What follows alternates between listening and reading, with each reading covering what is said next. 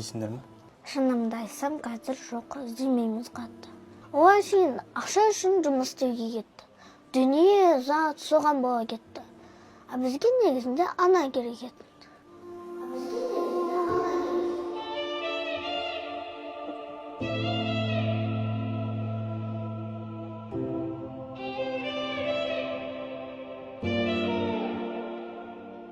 Әкеміз бізді тастамай, жаман жерден алып шыққанға мың бір рахмет. Әкеміз ауырмай жасап кетсін.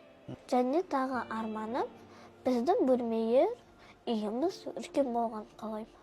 Қыздардың, балалардың бөлмесі бөлек кең болған қалаймын. Риза болып отырмыз осылай бала шағаңызды өзіңіз асырап отқанға. Біз басында шешесін еді ғой.